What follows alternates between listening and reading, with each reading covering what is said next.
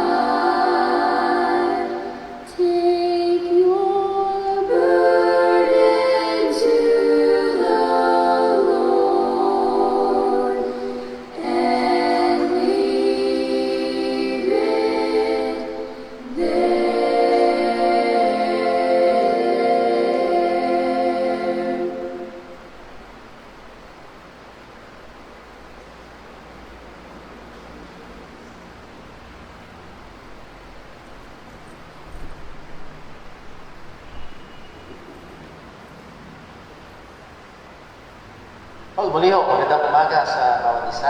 Tayo po ay patuloy nagpapasalamat sa Diyos sa niyaya niya sa atin.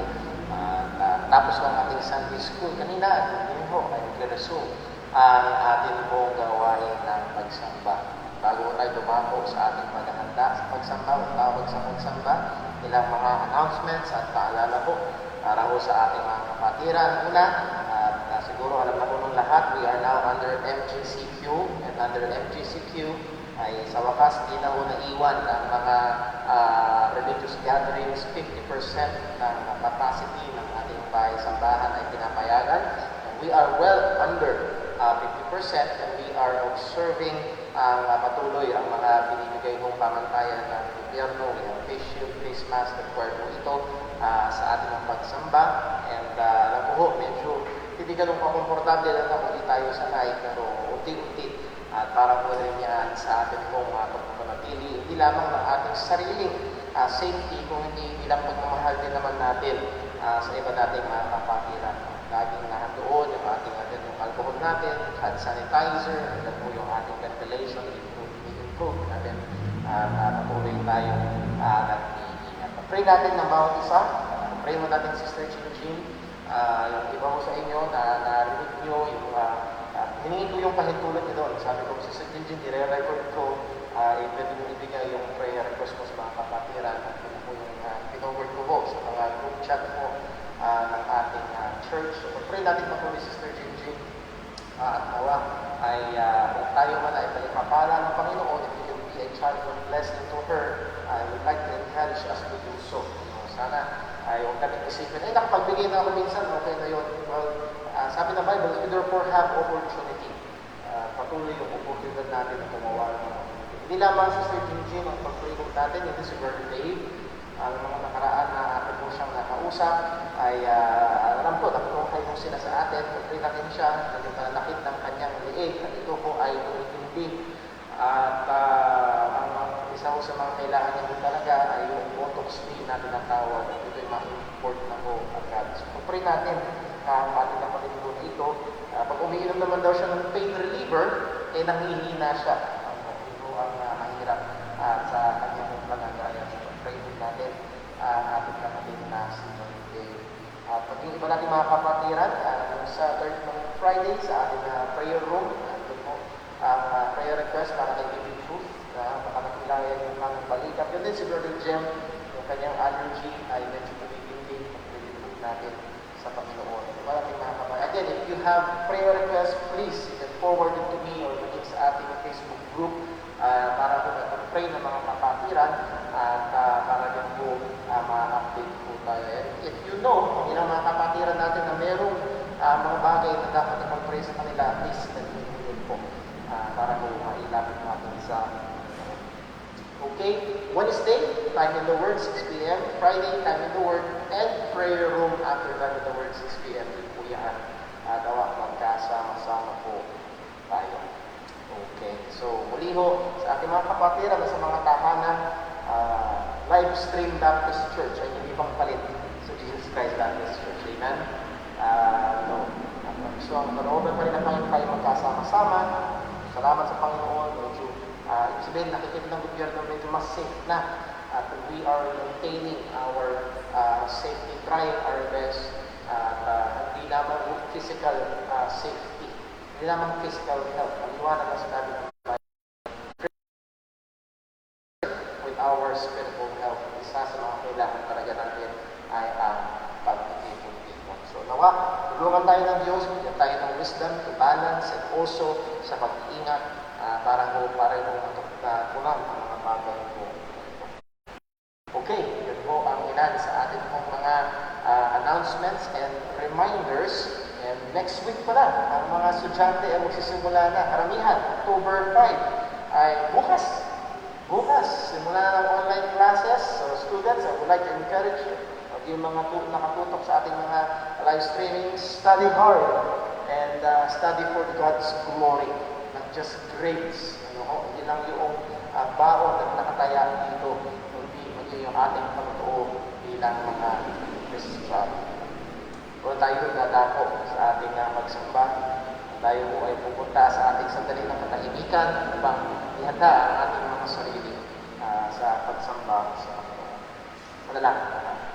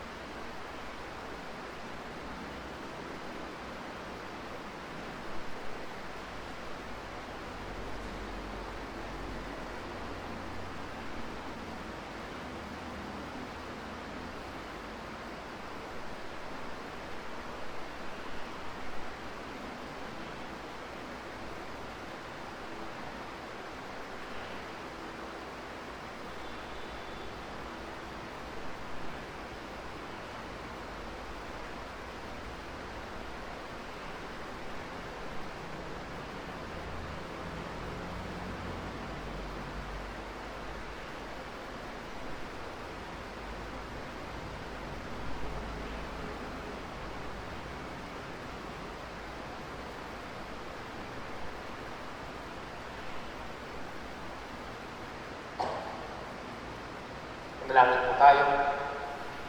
Panginoon naming Diyos, sa aming Ama sa langit, muli kami ay sa iyo lumalapit sa pamamagitan ng aming Panginoong Jesus. Siya na namatay, nilibing, muling nabuhay upang kami ay maligtas, upang ang aming mga kasalanan ay mabayaran. Siya ang nagbihis sa amin ng katuwiran, kundi sumampalataya. Salamat, Panginoon, sa mga katotohanan ito. Salamat, O Diyos, na alam namin na Ikaw ay naririto. Ikaw ay saksi sa aming pagsamba.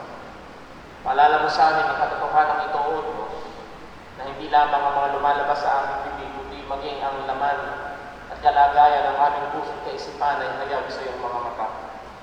Tulungan mo kami.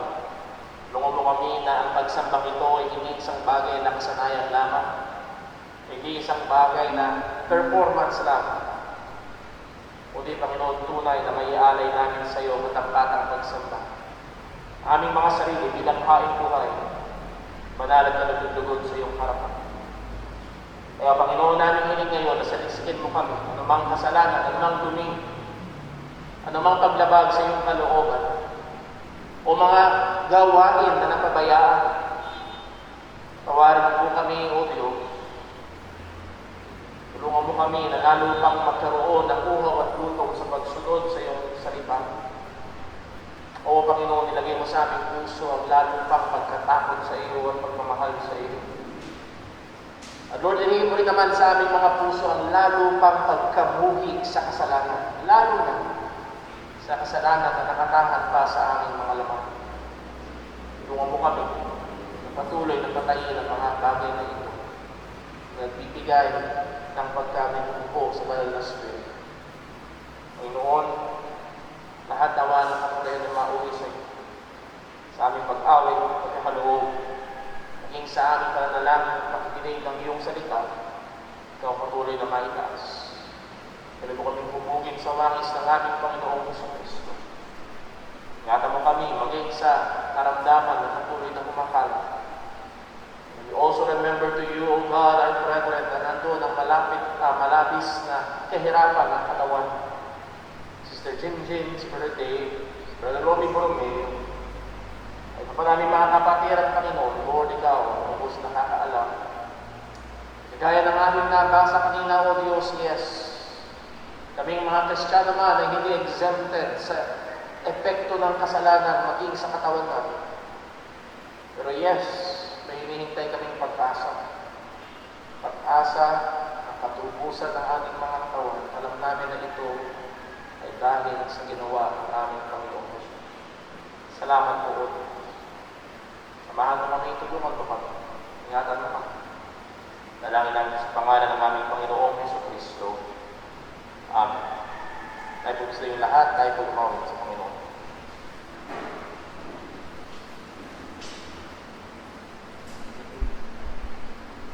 Tayo po yung mawit. Awitin po natin, Send the Light.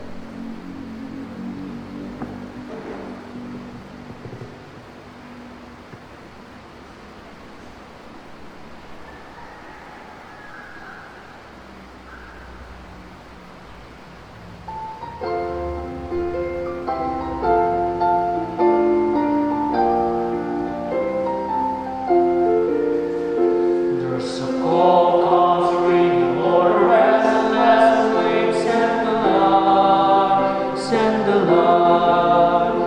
There are souls to rescue, there are souls to save. Send the Lord, send the Lord, send the Lord. The blessed gospel, Lord, let it shine from shore to shore.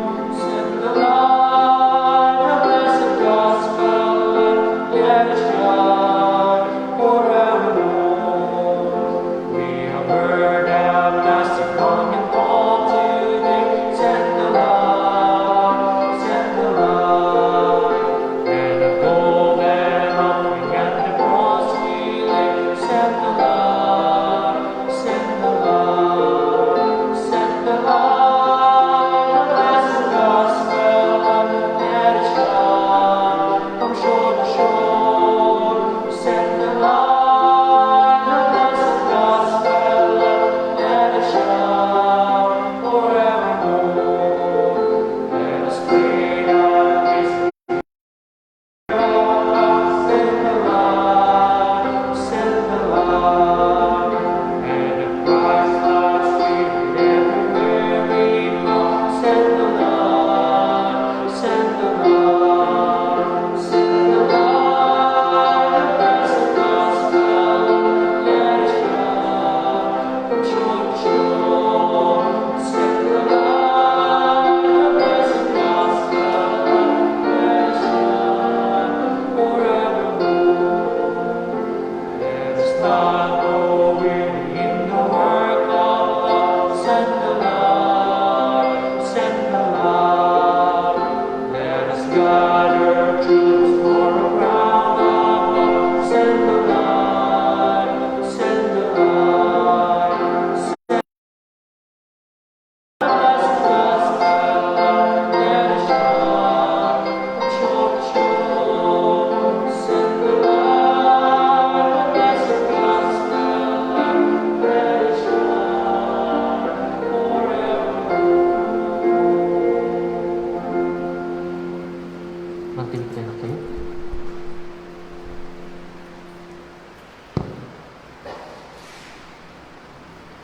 So tayo po ay dumako sa ating sabayang pagbasa ng salita ng Panginoon. Buksan natin ang ating mga Biblia sa aklat ng mga awit. Psalm 77, ika-77 awit.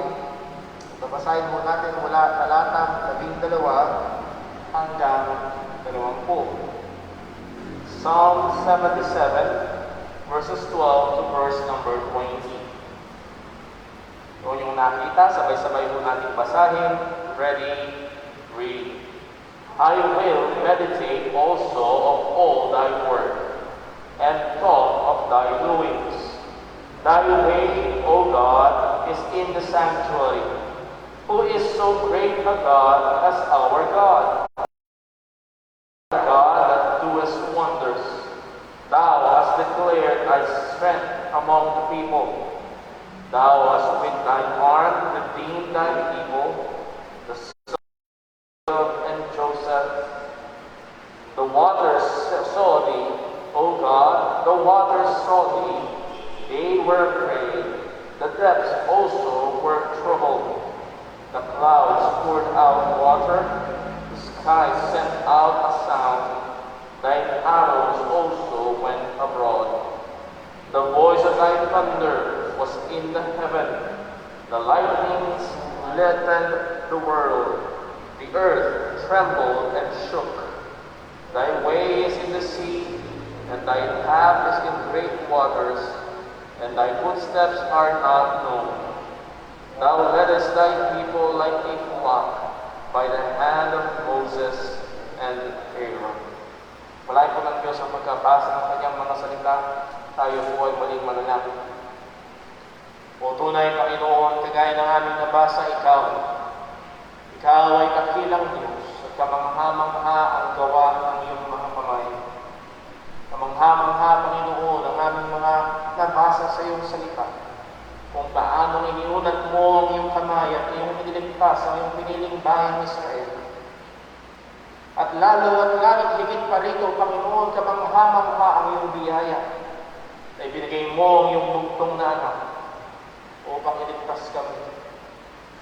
Salamat po, O Diyos. O, tulungan mo kami, Panginoon, na patuloy na ihayag sa iba mga dakila mong gawang ito. Patuloy na ikwento. Patuloy na ihatid ang mabuting balita sa mga tao na hindi pa nakakaalam nito. O Panginoon, hindi lamang ang mabuting balita ng kaligtasan, kundi Panginoon, tanglaw namin ang mga patuloy mong kabutihan, araw-araw mong katapatan sa aming mga buhay. Salamat po, O Diyos. Salamat sa iyong provisyon. Panginoon, salamat din sa iyong providensya. Alam namin ang iyong kamay ay patuloy na gumagawa sa araw-araw sa lahat ng bagay. And we know na lahat ay nangyayari sa ikabubuti ng mga nagmamahal sa iyo. Thank you po. At Panginoon, na naman ang aming kalagayan ngayon, alam namin na hindi ito labas sa iyong soberanong kamay. At naman ang kalagayan namin ngayon, Panginoon, hindi man namin maipaliwanag. Sa ngayon sa iyong salita, ito ay sa aming kakaputo. Tawagan natin mo po ang sangayon sa iyong kalooban. At patuloy ang kaluwalhatian na mauwi sa iyong dakilang pangalan lang. Panginoon, bigyan mo kami ngayon ng puso, ng nandoon, ng pagsamba. Tulungan mo kami na maituon ang aming atensyon, ang aming kaisipan sa iyong katotohanan. Muli patuloy kang maitaas sa lahat ng ito. Ingatan mo kami, tulungan mo kami, O Diyos, desperado namin kailangan ng iyong kapangyarihan. At ang ilalangin namin sa pangalan ng aming Panginoong Jesucristo. Amen. Muli mo tayo umawit sa Panginoon. Tayo po tumawit. Awitin po natin, Christ the Lord is risen today.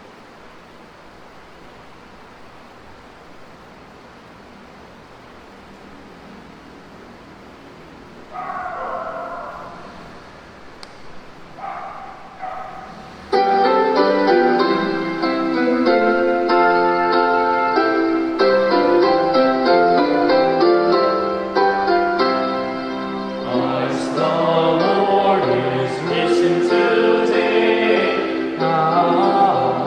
Hallelujah. Sons of men and angels sing. Hallelujah. Praise your joys and triumphs high. Hallelujah. Singing and entering God. Hallelujah. This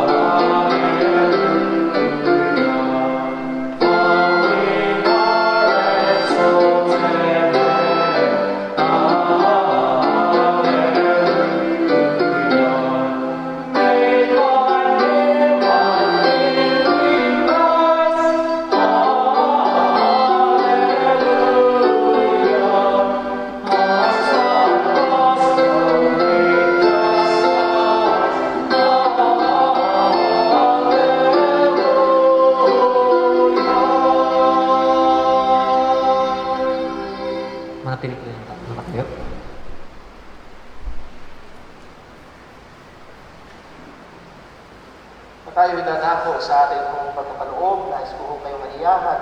Sana ang inyong mga Biblia sa aklat po ng ikalawang Korinto. 2 Corinthians chapter 9, verses 6, 7, and 8. Ito po ang ating basihan, ang ating pagkakaloob sa bagong tipan. By the way, namaya po sa ating paglapit sa ating offering box para ilagay ang ating offering, please observe pa rin po natin ang physical distancing. 2 Corinthians chapter 9, verses 6, 7, and 8. Babasahin po natin sabay-sabay. Ready, read. But this I say, he who soweth sparingly shall reap also sparingly, and he who soweth bountifully shall reap also bountifully. Every man according as he purposeth in his heart, so let him give, not grudgingly or of necessity, for God loveth a cheerful giver, and God is able to make all grace abound toward you, that ye, always having all sufficiency in all things, may abound to every good work. Pagpalain po ng Diyos ang pagkabasa ng kanyang mga salita. Tayo po ay muling manalangin. O aming amang Diyos, dakila, banal, mabuti, tunay sagana ang iyong biyaya sa amin. Andoon ang iyong provisyon sa aming mga pangangailangan.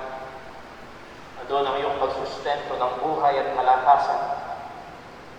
At Panginoon, lalo at lalong sumagana pa ang iyong biyaya sapagkat binigay mo ang iyong bugtong na anak sa amin upang siya mamatay at magbayad ng aming mga kasalanan, upang sino lang sa Kanya yung tunay na sumampalataya, nagkaroon ng kaligtasan, buhay na walang hanggan.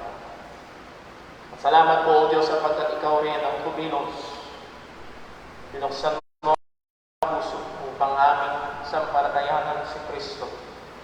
O Panginoon, ultimo ang aming pananampalataya ay Ikaw ang nagkaloob. Kaya putunay lahat ng papuri at pasalamat ay sa iyong pangalan lang.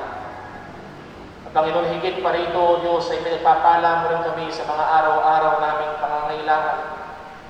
O Panginoon, tunay sagana ang iyong kabutihan.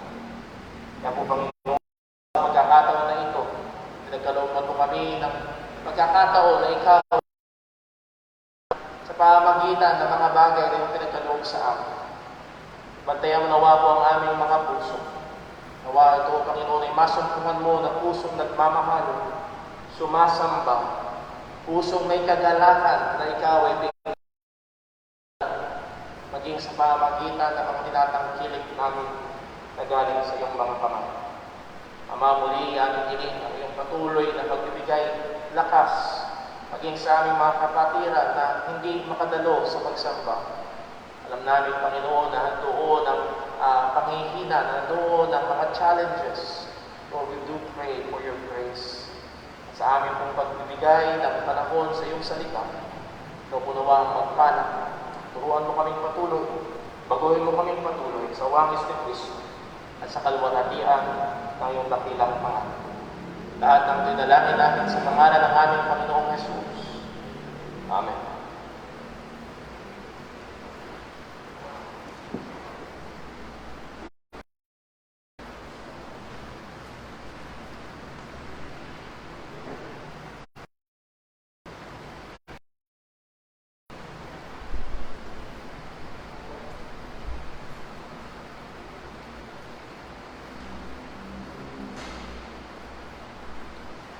Tayo po'y magsayin lahat.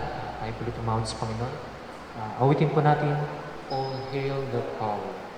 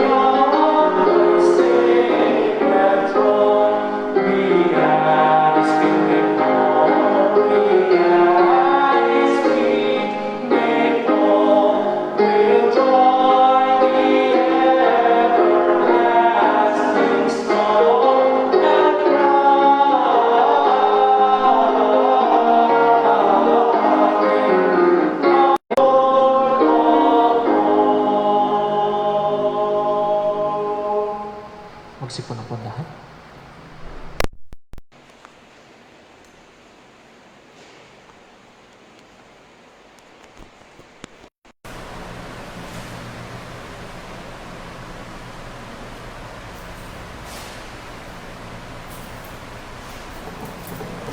Purihin po ang Panginoon at muli ho, salamat po sa bawat isang narito at maging sa ating mga kapatiran na medyo malayo pa ho ang pinanggalingan. Welcome po, very much welcome po kayo sa atin hong pagsamba din sa Jesus Christ Baptist Church.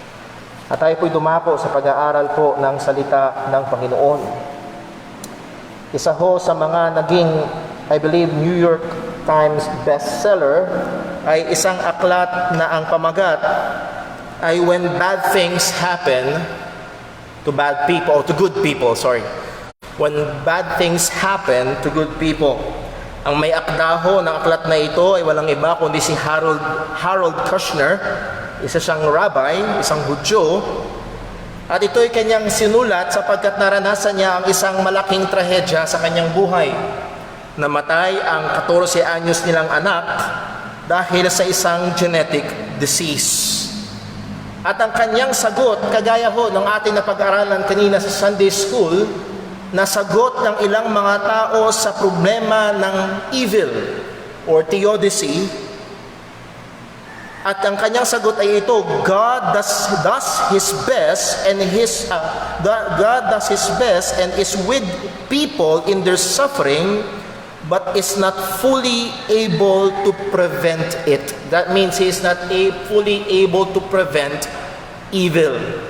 Mahal niya ang kanyang mga tao, dumaramay siya sa mga tao, pero dahil hindi niya kayang lubusang pigilan ng kasamaan, kaya nangyayari ang kasamaan. So it's a form of process theology. God is not perfectly omnipotent. But again, kagaya nga ho ng ating naging mga pag-aaral, we know according to the Word of God that God is omnipotent. At sabi nga ho ng isang theologian na nag-comment doon sa book na when bad things happen to good people, the problem is this: no one is good. There's no good people. There's none righteous, no, not one. At kung itutulak pa natin, there's only one who was perfectly good na lumakad sa mundong ito. Walang iba kundi ang ating Panginoong Kristo, and He received the worst. He was crucified. Ngunit tayo bilang mga mananampalataya ng ating Panginoong Kristo, tayo ay inuutusan ng Panginoon na patuloy na mamuhay sang-ayon sa kanyang kalooban, na patuloy na gumawa ng kabutihan, at kagaya ng ating mga nakaraang pag-aaral sa 1 Peter, at itutuloy natin ngayon, kagaya ng mga pag-aaral natin ng makaraan, tayo inuutusan ng Diyos na mamuhay sa isang mabuting paraan sa pananaw ng mga hindi ligtas. At sa biyaya ng Diyos, mamuhay ng isang matuwid na buhay, oo, maging sa gitna ng mga mahihirap, mga evil na nangyayari na ating nararanasan. As Christ's disciples, we should seek to live righteously in this world, even under suffering, even under persecutions. At yun ang sinasabi ho ni Pedro sa kanyang mga sinusulatan. Ang audience ng 1 Peter are persecuted Christians. They are scattered abroad because of persecutions. At kanyang sinasabihan ng mga Kristiyano na tayo ay patuloy na mamuhay sa matuwid na paraan sapagkat nandito ang pagpapala ng Panginoon at ito ay isang mabuting depensa para sa pananampalatayang Kristiyano. So tingnan ho natin ang ating pag-aaralan ngayong umaga sa 1 Peter chapter 3. 1 Peter chapter 3 verses 14 to verse number 17. Tayo po ito mayong lahat para sa pagbasa ng salita ng Panginoon. 1 Peter chapter 3 verses 14 to 17. Simulan natin sa verse 13. Babasahin ko ho, pakisdan nyo sa inyong mga Biblia, ito po ang salita ng Panginoon. And who is he that will harm you if ye be followers of that which is good? But, and if ye suffer for righteousness' sake, happy are ye. And be not afraid of their terror, neither be troubled. But sanctify the Lord God in your hearts, and be ready always to give an answer to every man that asketh you a reason of the hope that is in you with meekness and fear, having a good conscience, that whereas they speak evil of you as evildoers, they may be ashamed that falsely accuse your good conversation in Christ. For it is better, if the will of God be so, that ye suffer for well-being than for evil doing. Tayo po ay manalangin.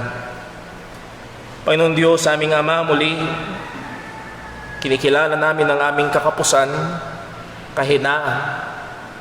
Liban o Diyos na Ikaw ang magbigay ng liwanag, ang mga salitang ito ay magiging madilim pa rin.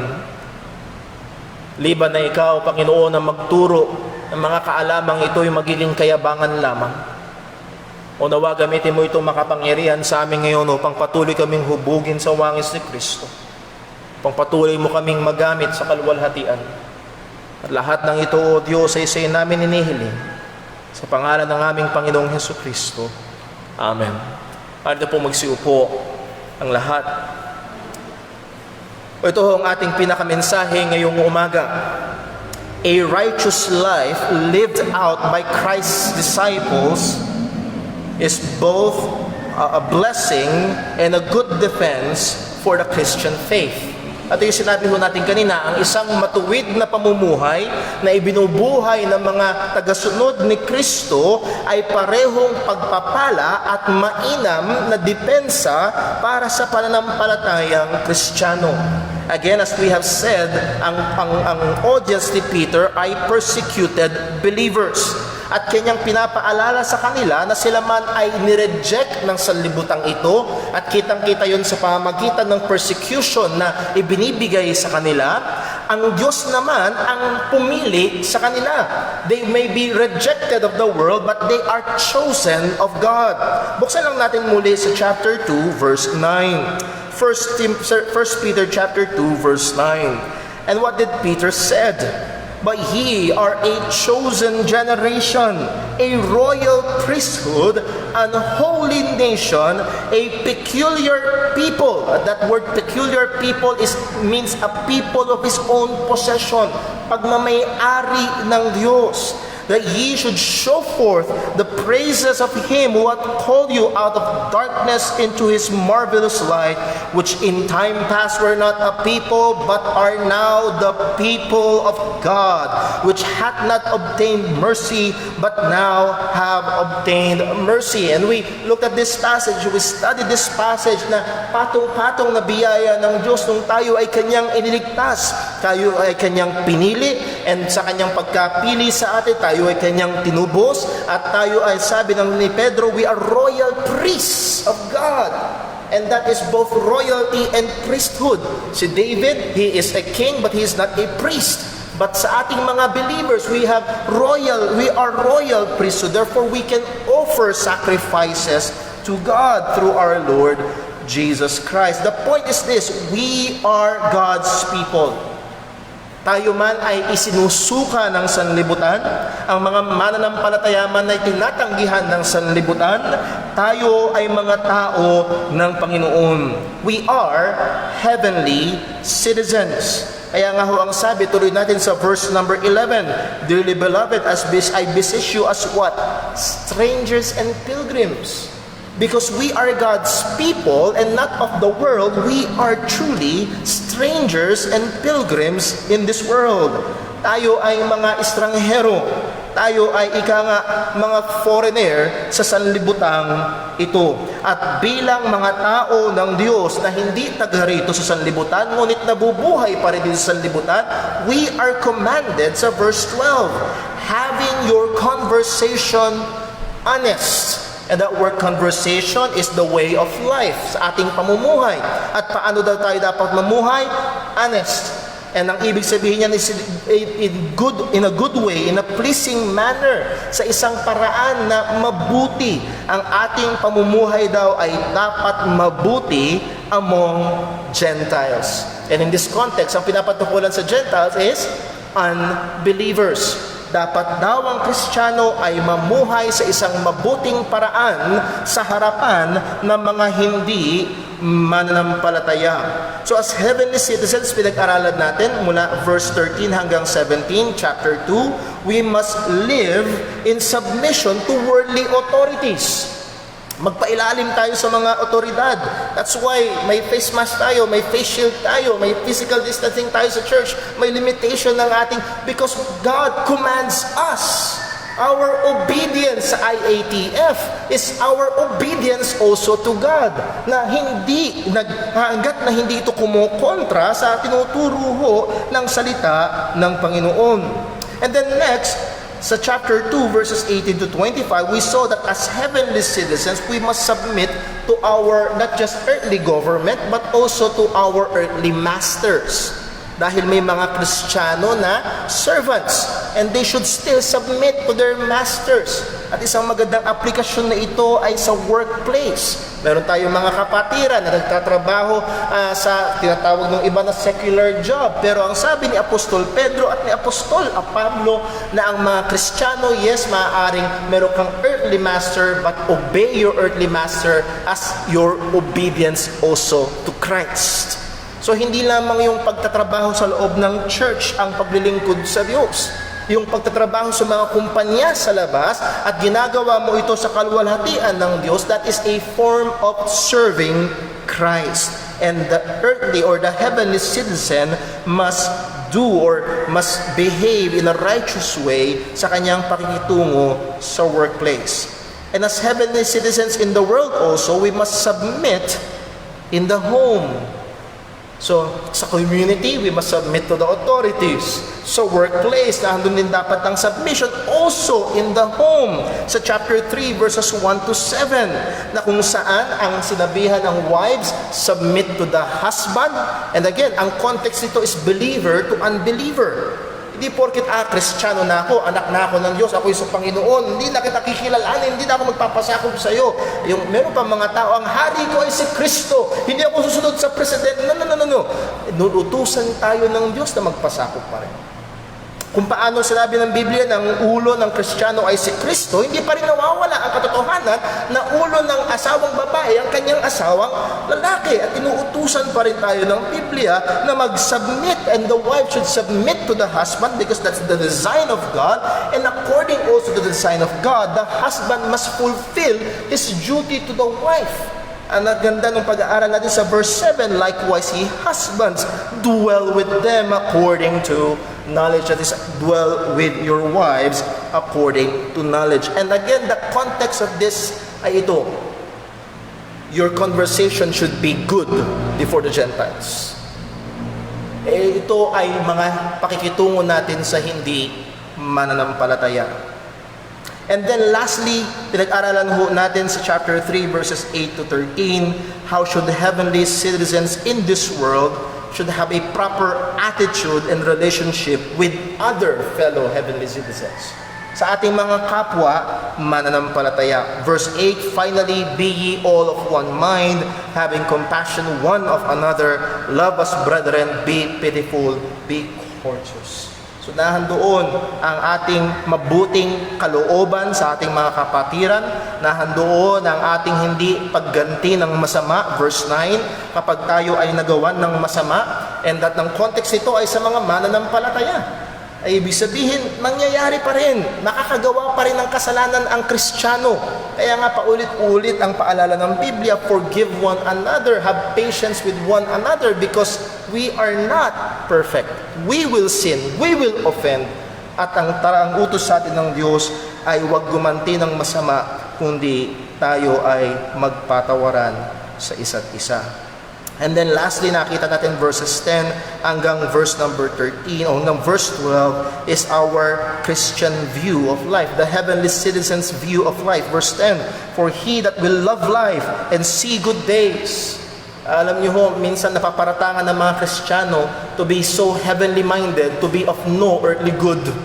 Masyadong nakatingin sa langit, wala nang pakinabang dito sa lupa. Wala nang ginawa maghapon kundi magbasa ng Biblia, hindi nagtrabaho. Now, I'm not saying na masamang magbasa ng Biblia, dapat ginagawa natin ito, but we are still on earth and we should function, we should work. Yan ay utos din ng Panginoon. And ang sabi ho dito, he that will love life and see good days. Hindi masama na gusto natin na magkaroon ng mabuting buhay, masayang buhay, magandang kalagayan dito sa buhay na ito, pero taliwas ito sa pananaw ng sanlibutan.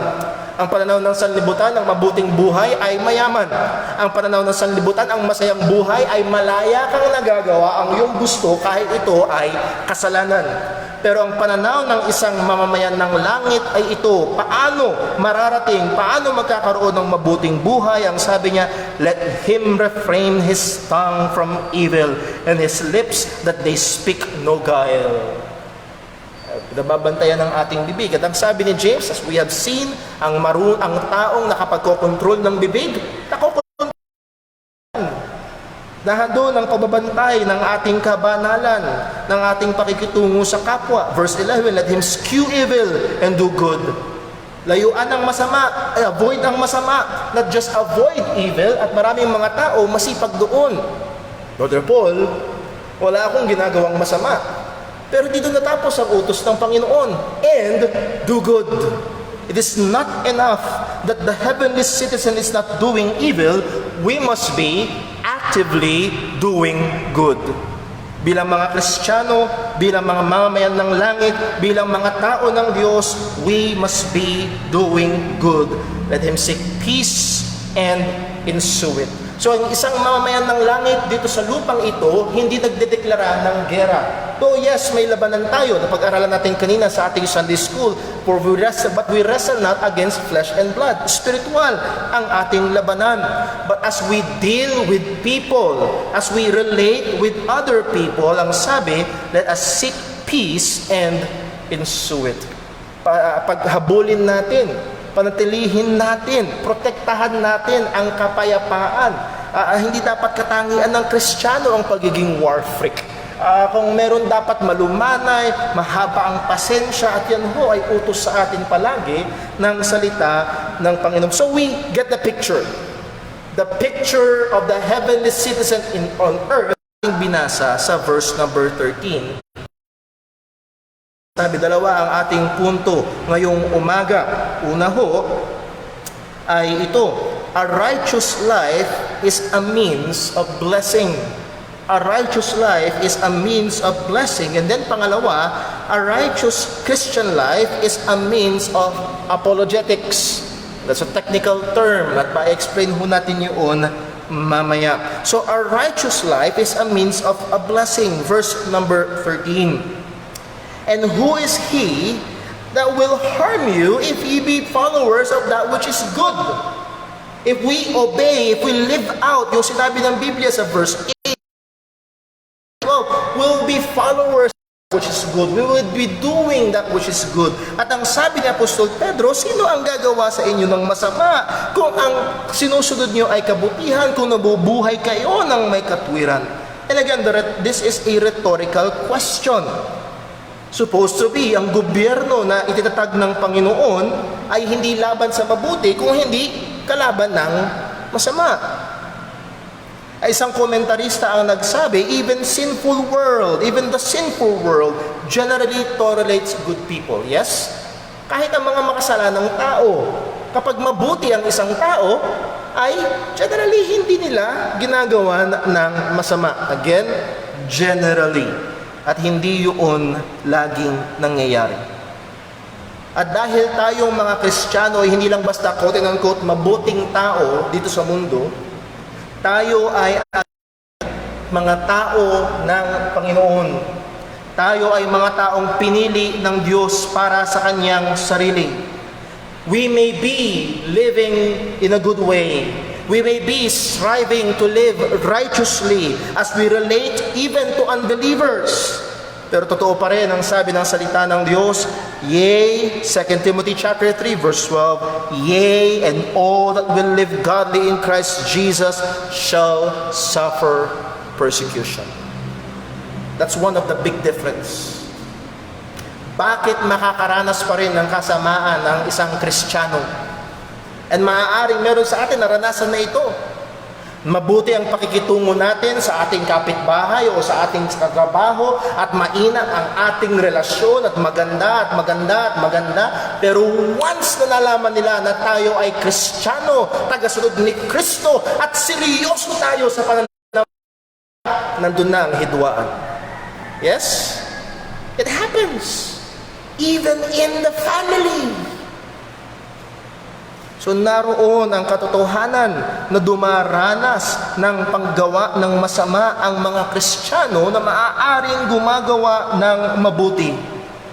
So again, sa ating mga mananampalataya, the best that what we should expect is not a bed of roses na buhay dito sa mundo bilang tagasunod ni Kristo. Actually, ginaransya ng ating Panginoong Jesus na ang dadanasin pa natin ay kasamaan. At mamaya titignan po natin yan. So verse number 14, sino ang mananakit sa atin kung tayo ay tagasunod ng mabuti? Well, bilang mga Kristiyano, ang sabi ng salita ng Diyos, kalaban natin. Sa verse 14, ang sabi, but and if ye suffer for righteousness' sake. Kung ang isang Kristiyano ay namumuhay ng matuwid, kung ang isang Kristiyano ay ibinubuhay ang kanyang pananampalataya kay Kristo, pero dumarating pa rin ang kahirapan o dumarating pa rin ang masasamang gawa sa kanya or persecution sa kanya, ang sabi ho ni Pedro, and this is where we get our first point, suffer or righteousness living is a means of blessing. Ang sabi ho ni Pedro ito, happy are ye. Happy are ye. Tingnan po natin, if we are living righteously and then nangyayari pa rin ng kasamaan, may nagpa-persecute pa rin because we are living righteously, ang sabi ng salita ng Diyos, happy are ye. Excuse me po. That word happy, pag tinignan nyo sa Greek, that is the Greek word makarios. Nung minsan ho ay gumagawa ako ng luksa sa purinarya, ang pangalan ng tao ay si Macario.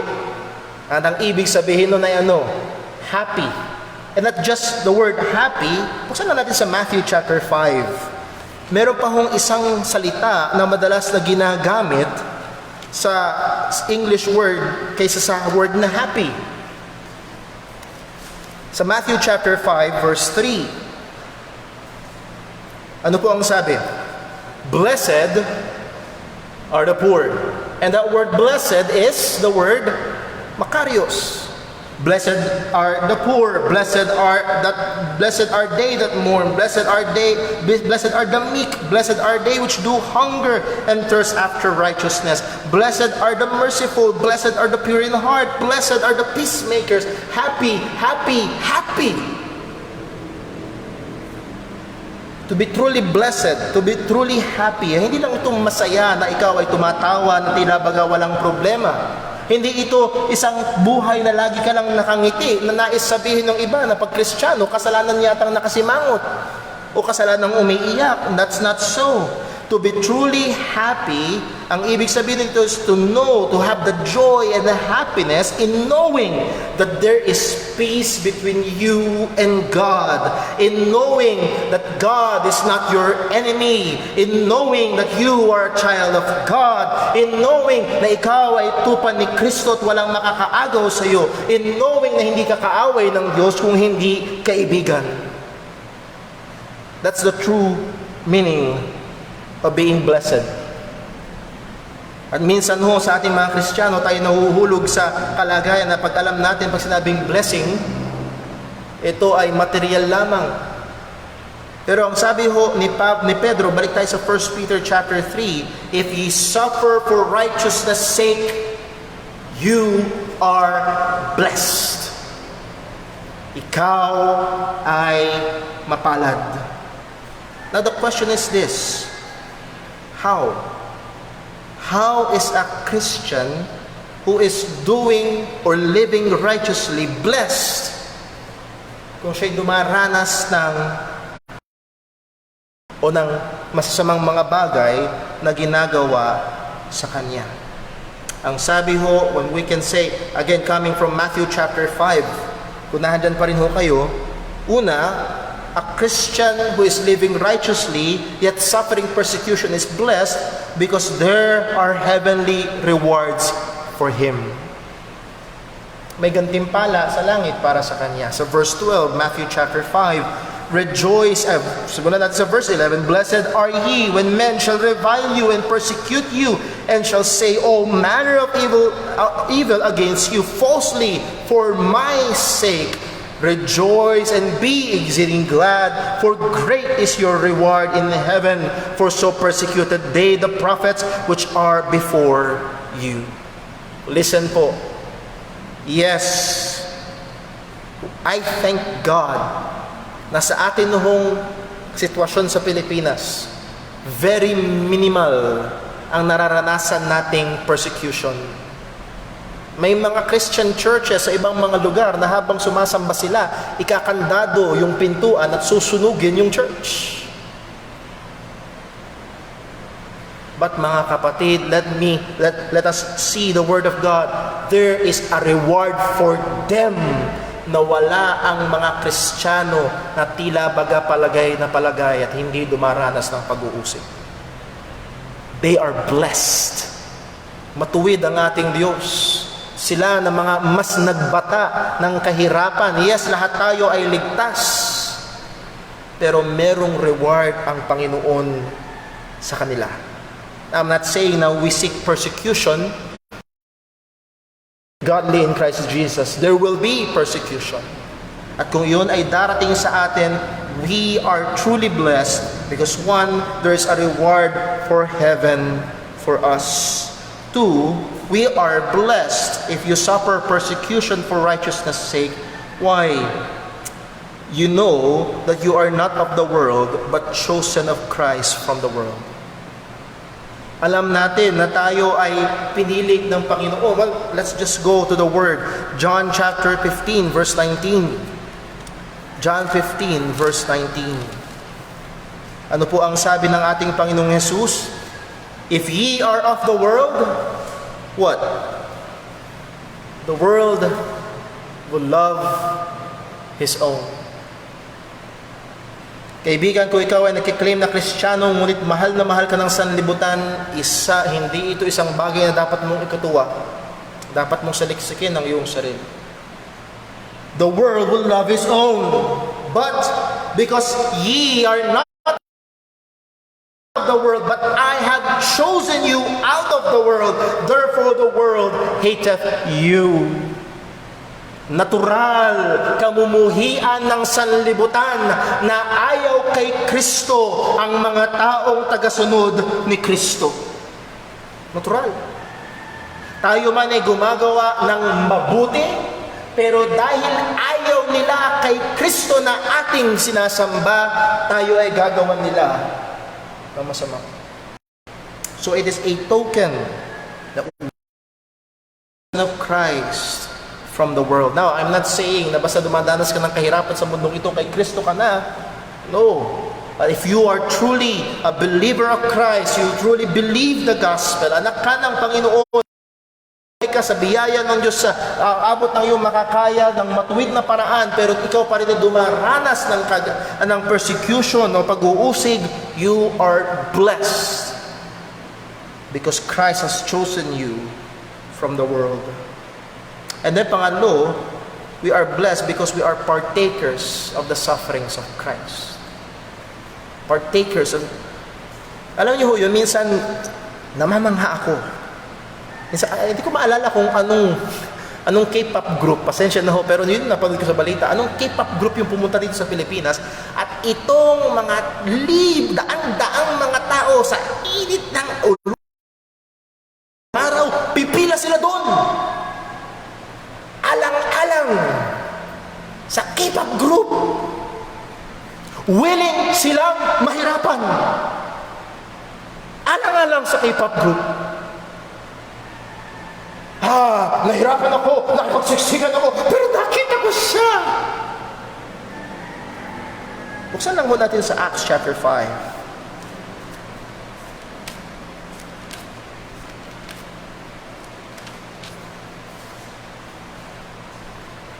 Acts chapter 5 verse number 41. Ay pagkatapos hulihin, pagbantaan, hagupitin o paluin ang mga apostol na ito, pagbantaan sila at sinabing wag na nilang ipangaral ang pangalan ni Jesus. Ang sabi sa verse 41, and they, the apostles, they departed from the presence of the council, what?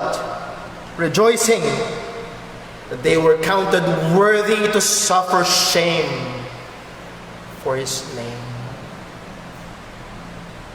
O mga kapatid, isa kong siguro, kaya hindi natin tinuturing na blessing na magdusa, paalang-alang sa pangalan ni Kristo, ay baka mas malalim pang pagmamahal ng mga hindi ligtas sa K-pop group nila sa profession ng Kristiyanong pagmamahal kay Kristo. Again, I'm not saying that we should seek persecution. It will come. It will come. Pero ang isang tao, ang isang Kristiyano na namumuhay sa katwiran para sa kaluwalhatian ni Kristo at dumaranas ng pag-uusig, ito ay pagpapala sa Kanya. Because there's a heavenly reward. Because it's a proof that He is chosen of Christ from the world. And He is a partaker of the suffering of Christ. So because this is a blessing, ang sabi ho ni Pedro, balik tayo sa 1 Peter chapter 3. Verse number 14, because it is a blessing, ang sabi niya, happy are ye, or blessed are ye, and be not afraid of their terror, neither be troubled. Huwag daw matakot sa kanilang katatakutan, at huwag magulumihanan o huwag mabagabag. And this is almost a quotation. This is a quotation from the Old Testament, from Isaiah chapter 8 verse 12. But let me read it to you. Isaiah chapter 8 verse 12. Say ye not a confederacy, or to all them to whom this people shall say a confederacy, neither fear ye their fear, nor be afraid. Sanctify the Lord of hosts Himself, and let Him be your fear, and let Him be your dread. Wala nung context sa Isaiah nung sinabi ito ni Isaiah. Parating na ang mga Assyrians at mag-i-invade. At nahandoon, dinescribe ang Assyria na para bang tubig, parang agos ng tubig na napakalakas. Daluyong, parang daluyong na napakataas, na lulubog sila hanggang leeg nila, na halos lulunurin ang bayang Israel ng Panginoon. Pero ang sabi ng Panginoon sa kanila, huwag kayong mas matakot kayo sa akin. At yun ang pinupunto rin ni Pedro na sinasabi niya sa mga Kristiyano na narito, sila kayo uusigin nila, gagawa nila kayo ng masama, pero kung meron tayong kakatakutan, mas matakot tayo sa Panginoon. Are we more willing to offend God rather than to offend men? Sabi nga ho ng isang kasabihan, it doesn't matter whom we please if God is displeased. It doesn't matter who we displease if God is pleased. So narito ang Kristiyanong namumuhay sa katwiran, namumuhay sa pagtatapat kay Kristo. Oo, dumaranas siya ng pag-uusig, pero kasama niya ang Panginoon. Nandoon ang Panginoon at siya ay mapalad. So number 1, ang isang Kristiyano o pamumuhay na matuwid ng isang mananampalataya ay isang biyaya para sa kanya.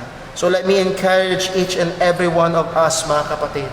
Kung tayo man ay dumaraan sa mga pag-uusig dahil sa katwiran, dahil sa pangalan ni Kristo, remember, ang sabi ng Panginoon, hindi tayo kawawa. Tayo ay mapalad. Remember, huwag tayo basta tumingin lang sa nangyayari sa ating paligid. Tumingin tayo sa taas. May naghihintay sa ating gantimpala. Tumingin tayo sa Panginoon. Siya ay kasama natin. Iniwan man tayo ng sanlibutan, hindi niya tayo pababayaan. Anong kailangan natin gawin? Magpatuloy sa pamumuhay ng may katwiran. Hindi tumigil. Hindi huminto. Ay, pag patuloy ako dito, persecute ako, titigil na lang ako. No. We should continue. Anong dapat gawin ng Kristiyano? At ito ho ang ating pangalawang punto, a righteous life is a means of apologetics. A righteous life is a means of apologetics. So rather than being afraid and giving in, ang Kristiyano ay kailangan magpatuloy sa paggawa ng mabuti at ito ang kailangan niyang gawin. Verse number 15, but sanctify the Lord God in your hearts. Again, that word but is a change of direction. Rather than fearing the persecution, being troubled by the doers of evil, we must sanctify the Lord God in our hearts. And that word sanctify, ang ibig sabihin is to purify. O ibang salita is to set apart. Naalala niyo yung example ko ho, nung ulam sa amin, nagpiprito yung nanay ko ng 5, tortang talong. Wala yung tatay ko. Anak, i-set apart natin yung isa. Ito sa atin, yung isa, kay daddy niyan. Para sa kanya lang, bawal yung bawasan. Set apart. At yun yung sinasabi ho dito, sanctify the Lord God, set apart God in our hearts. Acknowledge God, venerate God, adore God in our hearts. The point is this, keep our eyes on God. Focus on God. Dumarating ang persecution, dumarating ang mga masamang ganti sa kabila ng gumagawa tayo ng mabuti at madalas nakakapagod. Ano ba yan? Ginawan ko na ng butihan. Ano ba yan? Naging honest na ako. Ano ba yan? Ginawa ko na yung tama. Pero ito pa rin ang ganti. Nakakasawa. At wag tayo, at yun yung nangyayari pag nakatingin tayo sa ating sarili. Ang sabi ni Pedro, sanctify the Lord God in your heart. At yun din ang sabi ng Panginoon sa mga Israelita sa Isaiah chapter 8 verse 13, sanctify the Lord of hosts himself, and let him be your fear, and let him be your dread. Kaysa matakot ka sa persecution, matakot ka sa Diyos. Sanctify the Lord God in your hearts. Rather than letting go or ikaw ay titigil sa paggawa ng mabuti, mas lalo kang magpursige, mas lalo tayong maging matatag, mas lalo tayong magtapat sa Panginoon. And guess what, mga kapatid, makikita ng mga hindi mananampalataya. Makikita nila, bihira itong taong ito. Inabuso ko na eh. Ginawan ko na ng masama. Pero patuloy pa rin mabuti. Anong problema nito? Pambihira itong kapitbahay ko, lagi ko na lang dinudusta, lagi ko na lang minumura, lagi ko na lang sinasabihan na napakasasamang mga bagay, pero tuloy-tuloy pa rin sa pag-church, tuloy-tuloy pa rin sa pagsa, tuloy-tuloy pa rin, nakikita nila yun. They are observant, napapansin nila, and sooner or later, they will be asking questions. Bakit? Pandemic na, mag-church pa rin. Bakit? Ang hirap na nga ng buhay, magbibigay bakit? Ginawa mo na nga ng unfairness, gagantihan ka pa rin ng mabuti. Bakit? At ang sabi ni Peter ay ito, but sanctify the Lord God in your hearts and be ready always to give an answer to every man that asketh you a reason of the hope that is in you. They will ask. Sapagkat nakita nila ang pamumuhay ng katwiran ng mananampalataya sa kabila ng dinadanas na pag-uusig, sa kabila ng kahirapan, at nandoon ang maaaring dumating ang kanilang pagtatanong, and we must be ready to give an answer. Tatanungin nila. And that word to give an answer is the word apologia. And this is not apology na mag-sorry ka. At apologetics is not the art of saying sorry. Apologia means a verbal defense or a reasonable argument. Therefore, apologetics is the verbal defense of the Christian faith. At meron tayong mga apologetic na mga tao, ano ba tawag dito? Apologists.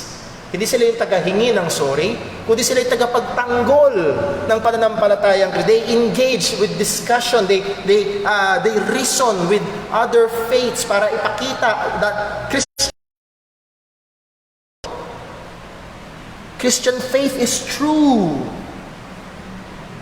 At makikita nila at makikita ng sanlibutang ito, itong makasalanang sanlibutan, na tayo ay nagpapatuloy sa pamumuhay ng may katwiran sa gitna ng tila baga ang nakakapag-enjoy ang gumagawa ng masama. Tila mga wala sa Panginoon. Makikita nila. At sila ay magtatanong, bakit sa kabila ng pag-uusig meron kang kagalakan? Bakit sa gitna ng kahirapan meron kang pagpapatuloy? And Christians should be ready to give a defense. Nilapitan ka.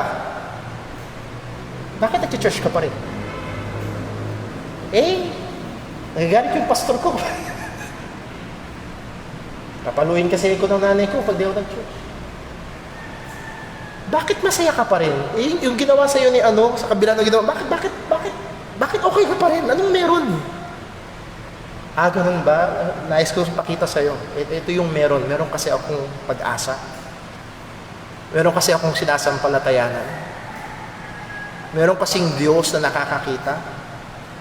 Bakit hindi ka gumante? Kasi merong Diyos na nagsabi sa akin, siya daw ang gaganti para sa akin. And our answer ay hindi manggagaling sa atin, ang ating answer ay manggagaling sa katotohanan ng salita ng Panginoon.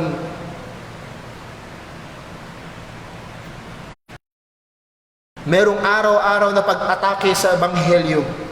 Araw-araw na pag-atake sa katotohanan ng Panginoon. Sa katotohanan ng Panginoon tungkol sa pamilya, tungkol sa pag-aasawa, tungkol sa pagiging babae, tungkol sa pagiging lalaki, sa mga katotohanan ng salita ng Panginoon, nandoon ang palagi ang pag-atake. At isa sa mga pangunahing paraan ng pagdedepensa ng mga Kristiyano ay isang buhay na may katwiran.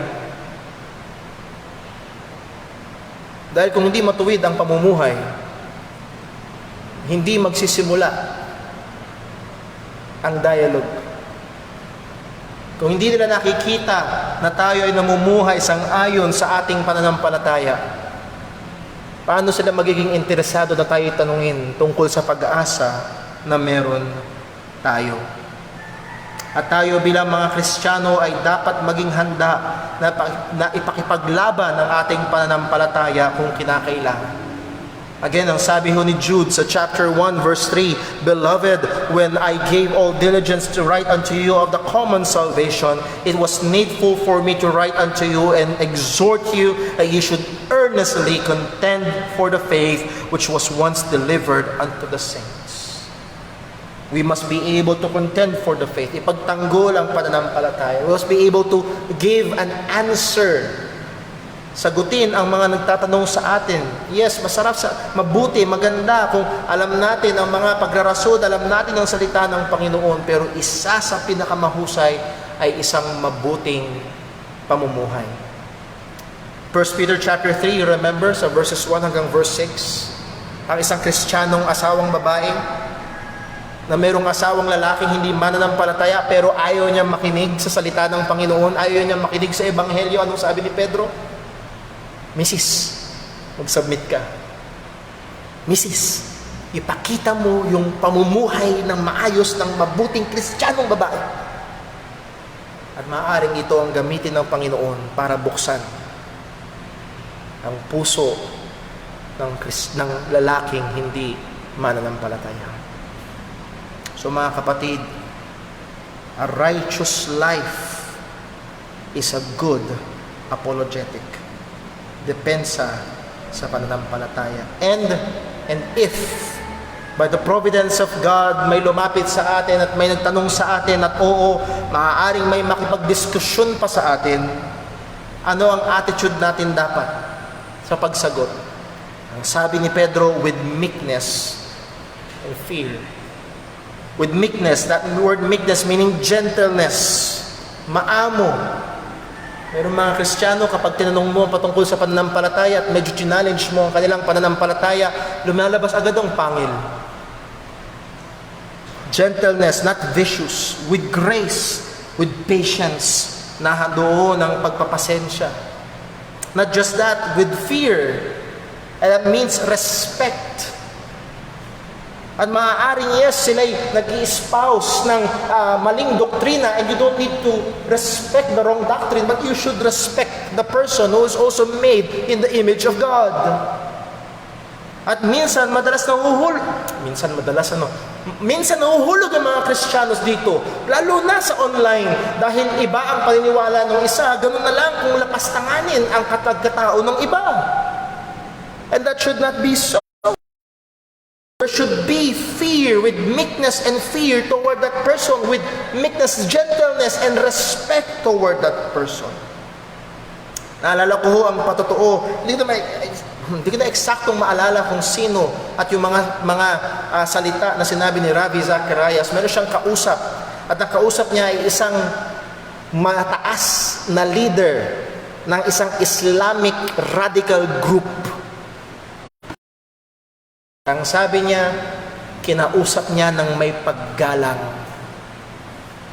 At yung pakikipagtalastasan niya ng may paggalang, ito yung nagbukas para sa mga susunod pang pag-uusap, para maipakilala niya si Jesus.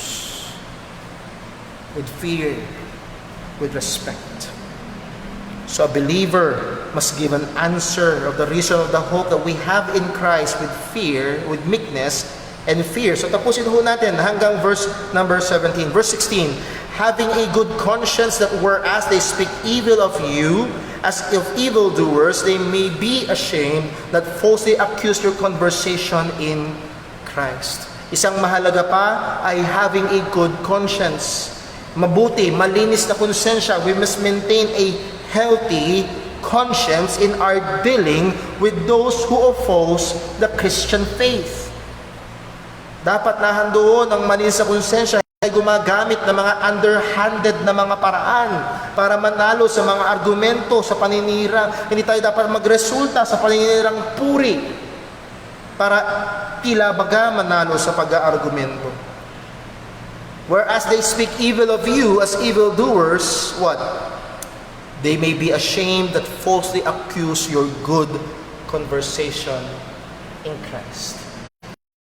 Ratangan ka, pero ang sasagot, ang magpapahinto ng kanilang mga paratang ay ano? Your good conversation. Your righteous way of life. Maging sa mga pakikitungo sa hindi mananampalataya. And then verse number 17. For it is better, if the will of God be so, that ye suffer for well-doing than for evil-doing. Mas mainam na kung tayo man idaranas ng pag-uusig o ng masama, hindi tayo dumaranas ng masama o pag-uusig dahil may ginawa tayong masama. Actually, kung ikaw ay dumanas ng masama dahil may ginawa kang masama, ang dinanas mo ay parusa sa ginawa mong masama. Kung tayo mang mga Kristiyano ay daranas ng masama, siguraduhin natin na ang dahilan nito ay hindi dahil may ginawa tayong labag sa kalooban ng Panginoon o may ginawa tayong masama sa iba, kundi dahil nagsusumikap tayo na sumunod. And there's one thing na gusto kong makita ho natin sa verse 17. If the will of God be so. Ang pagdaranas ng pag-uusig ng Kristiyano ay hindi labas sa kalooban at soberanong kamay ng Panginoon. And there are times na ilalagay tayo ng Panginoon sa ganung kalagayan at lahat ay mauuwi pa rin sa kapurihan ng Kanyang pangalan at sa lalo nating kakahubog sa wangis ng ating Panginoong Hesukristo. At kaibigan o kapatid, nais kong paalala, dumaran ka man sa pag-uusig, hindi ibig sabihin nito malayo o iniwan ka ng Panginoon. It may be, listen, it may be in that persecution you are really, at sinasabi nga nila, in the center of the will of God. Ano mga tao, ang tingin sa center of the will of God is everything is fine, happy, and dandy. No. Sometimes, God will lead His children. Sabi nga, some through the water, some through the flood, but it's all through the blood. Dumaan man tayo sa libis ng lilim ng kamatayan, huwag tayong matakot sa pagkakasama pa rin natin ang Diyos na ating pastor. Ang trabaho, ang obligasyon natin bilang mga Kristiyano ay manatiling nakatingin sa Panginoon at magsumikap patuloy na mamuhay ng isang buhay ng may katwiran, sapagkat ang pamumuhay ng isang buhay ng may katwiran ay pagpapala ng Diyos, at ang pamumuhay ng isang buhay ng may katwiran ay mabuting depensa o para sa pananampalatayang Kristiyano.